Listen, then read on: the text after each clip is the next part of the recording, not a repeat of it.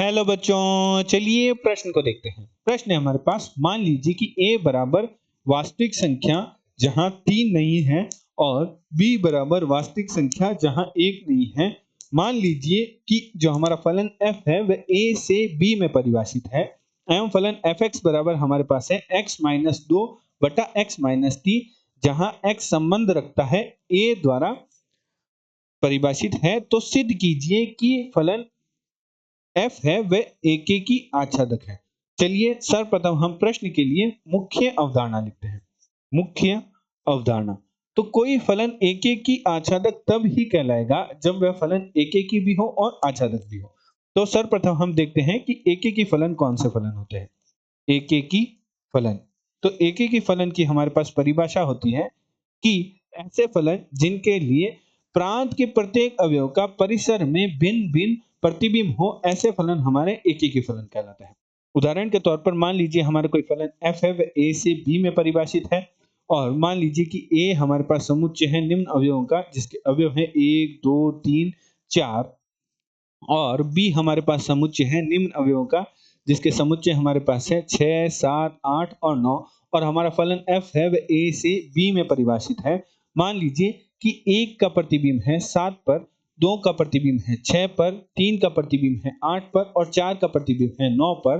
तो हमारा जो फलन इस प्रकार का जो हमारा प्रतिचित्रण है वह एक ही फलन का प्रतिचित्रण है, क्योंकि प्रांत के प्रत्येक अवयव का परिसर में भिन्न भिन्न प्रतिबिंब उपस्थित है।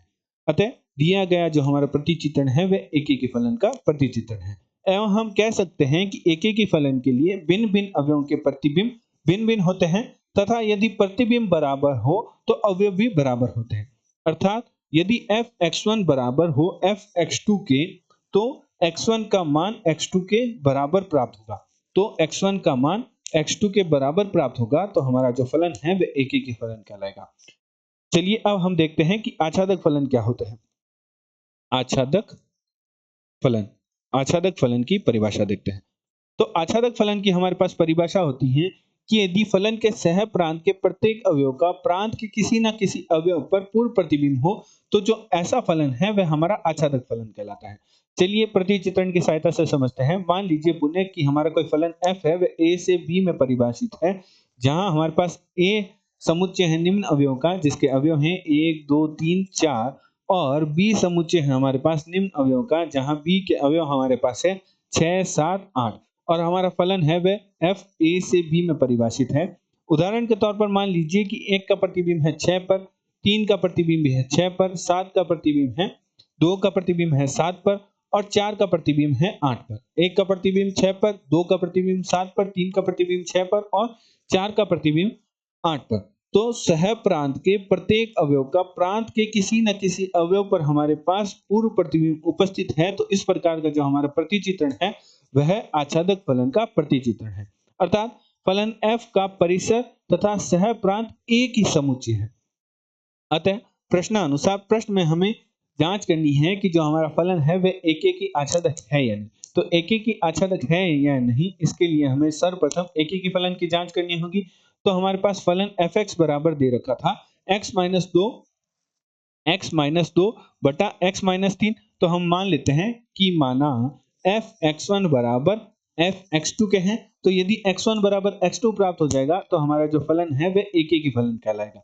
तो मान रख देते हैं। तो x1 माइनस 2 बटा x1 माइनस 3 बराबर x2 माइनस 2 बटा x2 माइनस 3। तो वज्र गुणा करते हैं तो x1 माइनस 2 गुणा में हमारे पास आ जाएगा x2 माइनस 3 बराबर x2 माइनस 2 गुणा में हमारे पास आ जाएगा x1 माइनस 3।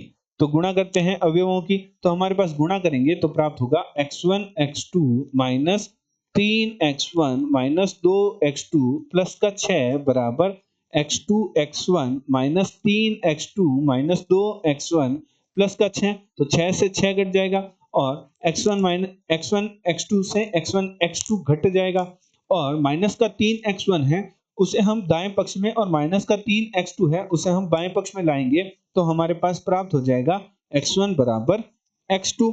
अतः हम कह सकते हैं कि अतः fx बराबर x माइनस 2 बटा x माइनस 3 एक की फलन है।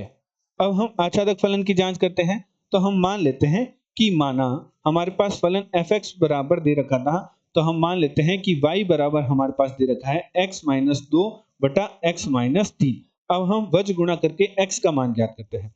तो y की गुणा करेंगे तो y x माइनस 3 बराबर x माइनस 2 प्राप्त होगा। तो y की गुणा करेंगे तो y x माइनस 3y बराबर हमारे पास प्राप्त हो जाएगा x माइनस 2। x को हम बाएं पक्ष में ले आते हैं और 3y को हम दाएं पक्ष में ले जाते हैं, तो हमारे पास प्राप्त होगा y x माइनस x बराबर 3y माइनस 2। तो बाएं पक्ष में हमारा x उभयनिष्ठ आ रहा है, तो x को उभयनिष्ठ ले लेते हैं, तो y माइनस 1 बराबर 3y माइनस 2। तो यहाँ से हमारे पास x बराबर प्राप्त हो जाएगा 3y माइनस 2 बटा y माइनस 1। जहां से हम यह कह सकते हैं कि इससे यह सिद्ध होता है कि सह प्रांत R के सच अवयव y बराबर 1 नहीं है, अर्थात यहाँ y का मान 1 नहीं होना चाहिए। तो यहाँ से हम कह सकते हैं कि प्रांत R के अवयव x का जो हमारा सह प्रांत है उसमें पूर्व प्रतिबिंब उपस्थित है, अर्थात सह प्रांत R के प्रत्येक अवयव का प्रांत के किसी न किसी अवयव पर हमारे पास पूर्व प्रतिबिंब प्राप्त हो रहा है। या हम कह सकते हैं कि फलन f का जो परिसर है वह सह प्रांत R फलन f का जो सह प्रांत है, फलन f का जो परिसर है वह फलन f का सह प्रांत है। अतः हमारा जो फलन है, अतः फलन आच्छादक फलन है, अर्थात सह प्रांत के प्रत्येक अवयव का y बराबर 1 नहीं है। और प्रश्न में हमें यही दे रखा था कि जो b है r बराबर वास्तविक संख्याओं का समुच्चय जहां 1 नहीं है, तो हमारे पास जो सह प्रांत फलन f का जो सह प्रांत है वह फलन f का परिसर ही प्राप्त हो रहा है, अर्थात सह प्रांत के प्रत्येक अवयव का प्रांत के किसी न किसी अवयव पर हमारे पास प्रतिबिंब प्राप्त हो रहा है। अतः हम कह सकते हैं कि जो हमारा फलन है वह आच्छादक फलन है। तो चूंकि हमारा फलन आच्छादक फलन भी है और एकेकी फलन भी है, अतः fx बराबर हमारे पास फलन था, fx बराबर प्रश्न में हमारे पास फलन दे रखा था x माइनस 2 बटा x माइनस 3 एकेकी आच्छादक फलन है। एकेकी आच्छादक